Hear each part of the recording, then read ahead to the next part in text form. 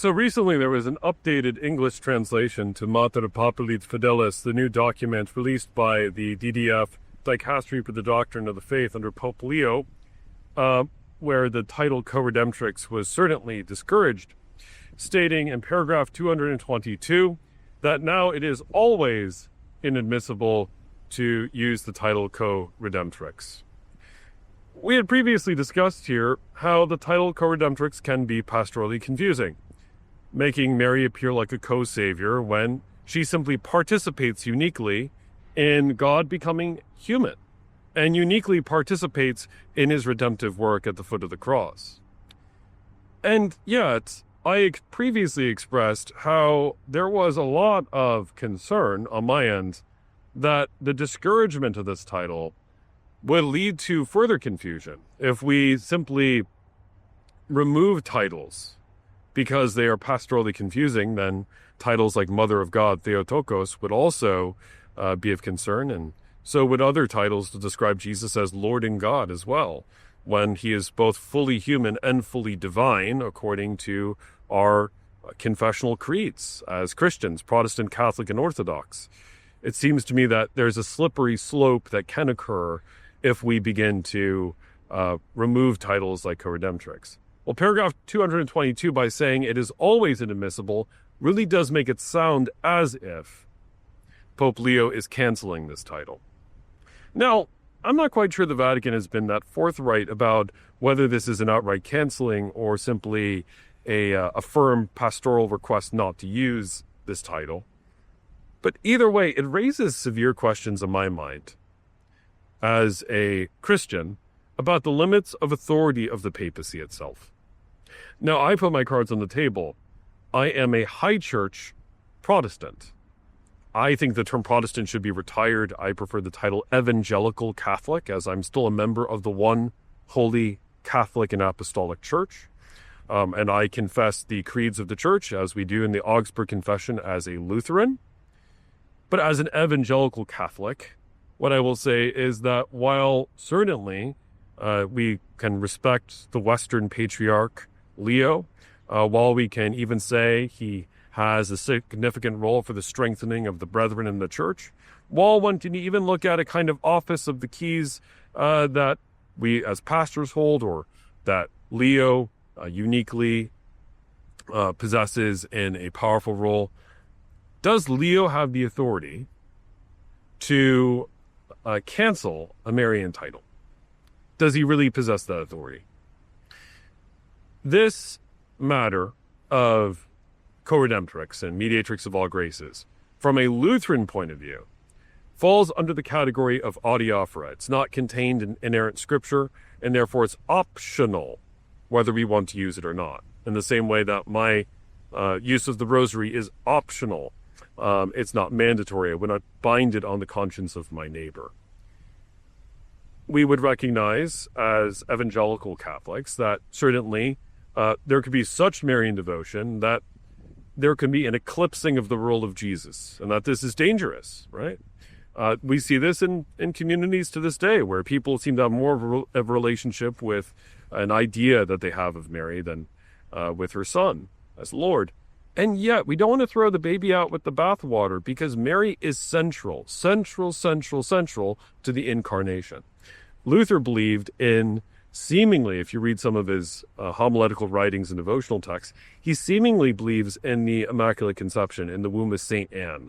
He seemingly believes in the perpetual virginity of Mary. All the reformers seem to have believed this. Heinrich Bullinger, the successor to Zwingli, even believed in the bodily assumption. I believe in the bodily assumption of Mary. So when it comes to these Marian dogmas,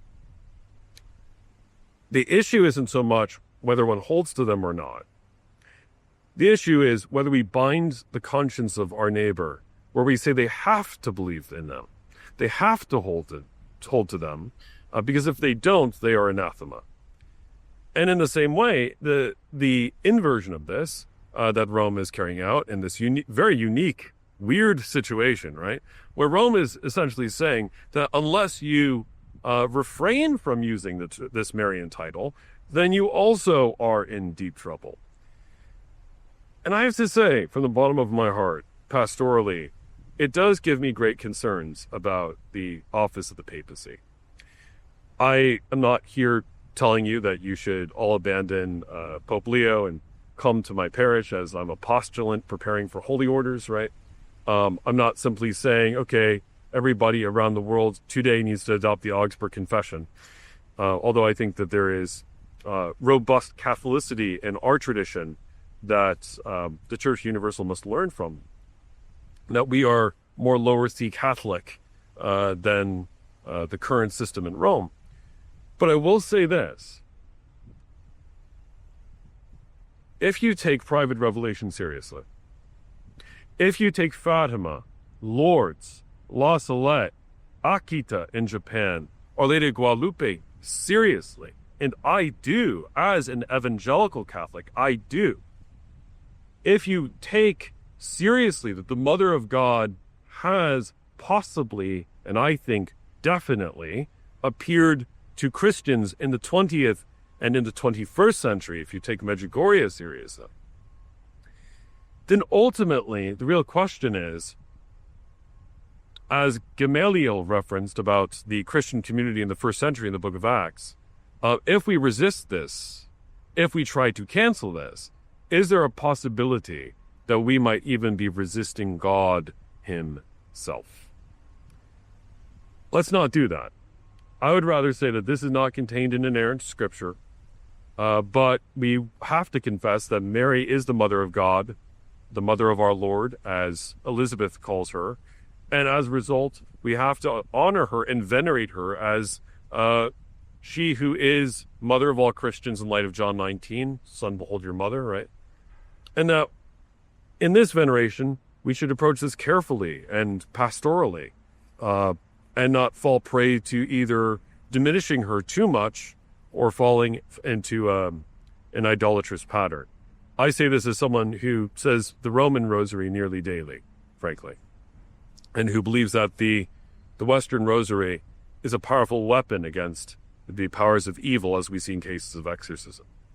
Another point that was raised, and I think it has to be raised, is Marian devotion and accretion. I just pointed out, Elizabeth calls Mary the mother of my Lord. The term Kurios, Lord, means Yahweh, mother of Yahweh. It's right there in the Bible. She said it. I didn't. It's clear that Mary is called mother, seemingly, of all Christians in John 19. So I hold to that. So did Martin Luther. So did all the Protestant reformers. So did all the Orthodox and all Roman Catholics.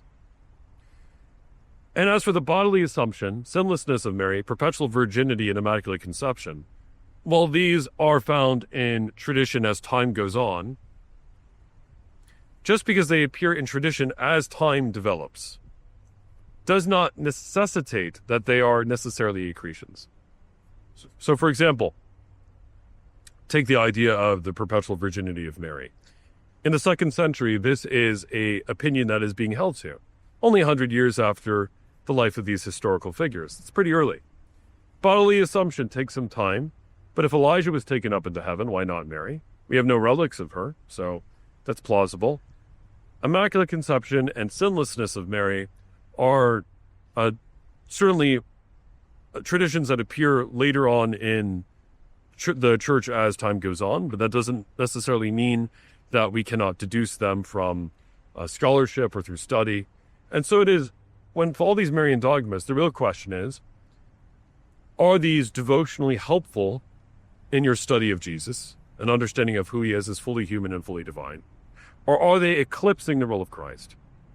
And that's where pastorally the concern comes in. And I get Leo's concern here. Frankly, it's a rather Protestant concern on the part of the Pope.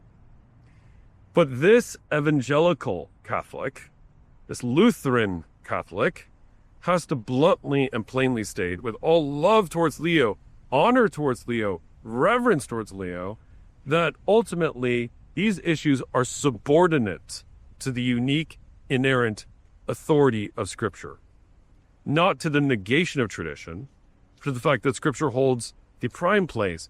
So whenever I see the keys of Peter used in a way that seemingly seems to come alongside Scripture as co-equally authoritative, well, we have to understand that there may be limits to that authority. And that's partly why Luther had to engage in a protest movement 500 years ago. Because is it really lower C Catholic for the Holy Father, Pope Leo, to be engaging in this way? I think it's very ironic that this evangelical Catholic here is sounding a little more capital C Catholic, Roman Catholic, than Leo right now. And I find that certainly a point of fascination on my end and a point of deep study. Either way, please be faithful in your study of the Word. Please be faithful as you continue. I encourage you, look into the Augsburg Confession. Look into the Book of Concord. We have a foundation for Catholicity that I think is helpful. And I would encourage you in everything that you do, never take my word for it. Please continue to do your digging on your own. Leo hopefully will write the course after some of the excesses of Francis. But even if he doesn't, Catholicism lives. It lives here, and it lives in the universal voice of the Church. In word and sacrament, in the name of the Father, the Son, and the Holy Spirit. Amen.